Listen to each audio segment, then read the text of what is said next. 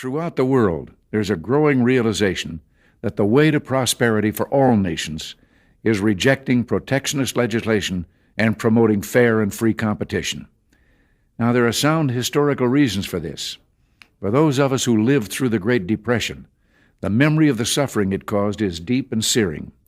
And today, many economic analysts and historians argue that high tariff legislation passed back in that period, called the Smoot-Hawley Tariff, greatly deepened the Depression and prevented economic recovery. You see, at first, when someone says, let's impose tariffs on foreign imports, it looks like they're doing the patriotic thing by protecting American products and jobs. And sometimes for a short while it works, but only for a short time. What eventually occurs is, first, homegrown industries start relying on government protection in the form of high tariffs. They stop competing and stop making the innovative management and technological changes they need to succeed in world markets. And then, while all this is going on, something even worse occurs. High tariffs inevitably lead to retaliation by foreign countries and the triggering of fierce trade wars. The result is more and more tariffs, higher and higher trade barriers, and less competition. So soon, because of the prices made artificially high by tariffs that subsidize inefficiency and poor management, people stop buying.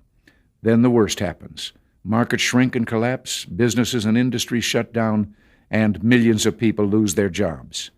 The memory of all this occurring back in the 30s made me determined when I came to Washington to spare the American people the protectionist legislation that destroys prosperity.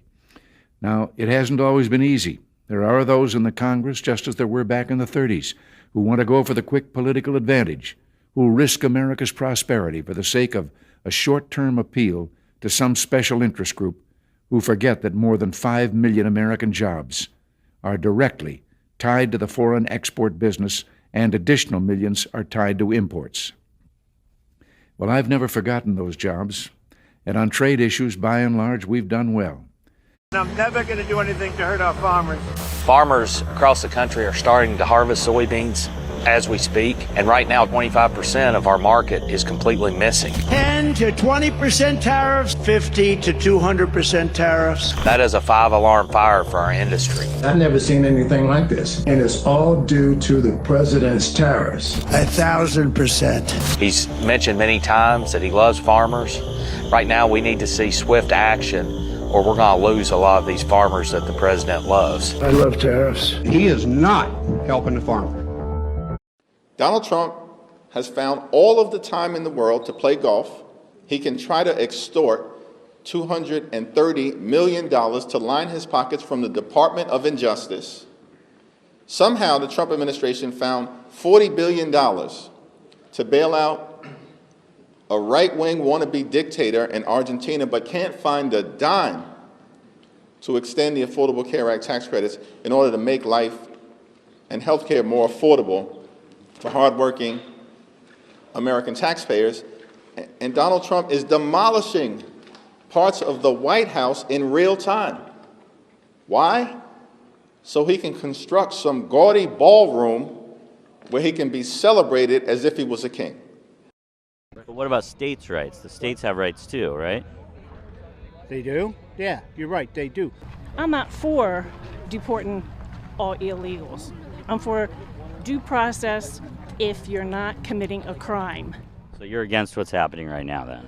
I didn't say that. Well, the ICE is deporting people without due process who are not guilty of crimes. I think the ones that haven't, the illegals that have not committed a crime and are law-abiding, I think they ought to be due process. So you're against what's happening right now then? I'm not against deporting anybody that's committed a crime. Right, but the people who have not committed a crime, which are many of the people being deported, you said you're against that, so you're against what's happening right now. I think they ought to be vetted and screened. And even though they're not, and they're deported, that's what's happening right now, so you are against that.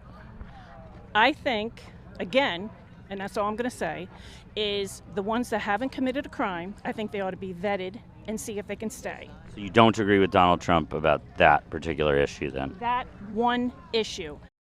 It's time for the Trucker John Livestream. Gonna be a good time. oh yeah. The trucker John Livestream, come along for a good time. It's a good time, good time, good time, good time. Trucker John Livestream, it's gonna be a good time, gonna be the time of your life. Gonna talk some shit, hush your mouth. Gonna talk a little smack. Gonna talk whatever comes of it. You're gonna always wanna come back. Well, yeah, it's the trucker John Livestream.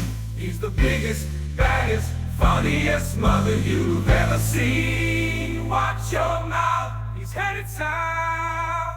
Not even sure what that means, but if it's one thing I know, the trucker John Livestream is the best thing you've ever seen.